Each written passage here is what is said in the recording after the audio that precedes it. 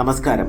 American പ്രസിഡന്റായി ചുമതലയേൽക്കാൻ പോകുന്ന Donald J ട്രംപിന്റെ ഈ ഫോട്ടോ ഇപ്പോൾ വേൾഡ് മീഡിയകളിൽ വൈറലാവുകയാണ്. അതിന് കാരണവുമുണ്ട്. നേരത്തെ ട്രംപ് ഒരു തമാശ പറഞ്ഞിരുന്നു. തന്നെ കാണാൻ വന്ന കാനഡയുടെ പ്രധാനമന്ത്രി ജസ്റ്റിൻ ട്രൂഡോയോടാണ് അദ്ദേഹം ഇങ്ങനെ പറഞ്ഞത്: താങ്കൾ പറഞ്ഞതിനെല്ലാം ഒരു സൊല്യൂഷൻ മാത്രമേ ഉള്ളൂ. താങ്കളുടെ രാജ്യം എൻ്റെ രാജ്യത്തിൻ്റെ 51ാമത്തെ സ്റ്റേറ്റായി മാറട്ടെ. താങ്കൾക്ക് അവിടുത്തെ ഗവർണറുമാകാം. അതെ, കാനഡയുടെ കാര്യം തന്നെയാണ് പറഞ്ഞത്.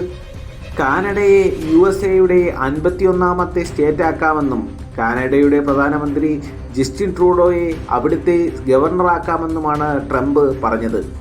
ആദ്യമൊക്കെ എല്ലാവരും ഇത് ട്രംപിൻ്റെ ഒരു തമാശയായി കരുതി ആസ്വദിച്ച് തള്ളിക്കളയുകയായിരുന്നു. തൊട്ടു പിന്നാലെ ട്രംപ് തൻ്റെ സോഷ്യൽ മീഡിയയിൽ പോസ്റ്റ് ചെയ്ത ഈ ചിത്രമാണ് കാര്യങ്ങൾ അത്രയ്ക്ക് തമാശയല്ല, ഒരല്പം സീരിയസ് ആണെന്ന് എല്ലാവർക്കും മനസ്സിലാകുന്നത്.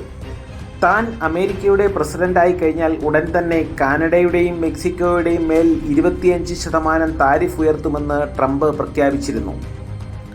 നിരവധി വെല്ലുവിളികൾ നേരിട്ടുകൊണ്ടിരിക്കുന്ന കാനഡയുടെ സമ്പദ്ഘടനയ്ക്ക് ഇത് താങ്ങാവുന്നതിലും അപ്പുറമാണ്.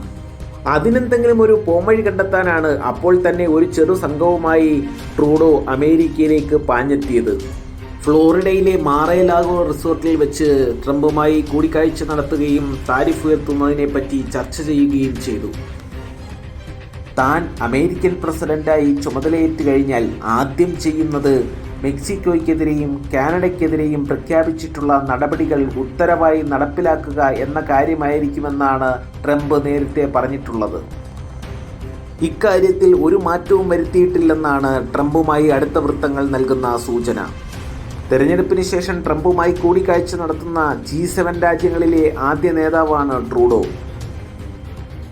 ഓ കാനഡ എന്ന അടിക്കുറിപ്പോടെ ഒരു വലിയ കനേഡിയൻ പതാകയുടെ അടുത്ത് ഒരു പർവ്വത ശിഖരത്തിൽ താൻ നിൽക്കുന്നതായിട്ടുള്ള ഒരു ചിത്രം കൃത്രിമമായി സൃഷ്ടിച്ച് തൻ്റെ സോഷ്യൽ മീഡിയ പ്ലാറ്റ്ഫോമായ ട്രൂത്തിൽ ട്രംപ് പോസ്റ്റ് ചെയ്തത് പല വ്യാഖ്യാനങ്ങൾക്കും ഇടയാക്കി. അതിൽ ഏറ്റവും പ്രധാനപ്പെട്ട കാര്യം അമേരിക്കയുടെ 100-ലേറെ വർഷം പഴക്കമുള്ള കാനഡ അനക്സേഷൻ പ്ലാനാണ്. കാനഡയെ പിടിച്ചെടുത്ത് അമേരിക്കയിൽ ലയിപ്പിക്കാൻ അവർ പലവട്ടം ആലോചിച്ചതാണ്. അതിനുവേണ്ടി അവർ അന്ന് പല പദ്ധതികളും പ്ലാൻ ചെയ്തിരുന്നു.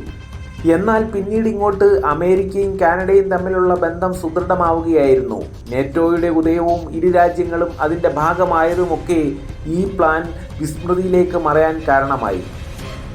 എന്നാൽ ട്രംപിൻ്റെ മനസ്സിൽ ഇപ്പോൾ അങ്ങനെ ഒരാശയം ഉടലെടുത്തുവെന്നും അത് വളരെ സീരിയസ് ആണെന്നുമാണ് പലരും പറയുന്നത്. ട്രംപുമായി നടത്തിയ ചർച്ച പരാജയമായിരുന്നുവെന്നാണ് ട്രൂഡോയുടെ പ്രതികരണങ്ങളിൽ നിന്നും വ്യക്തമാകുന്നത്.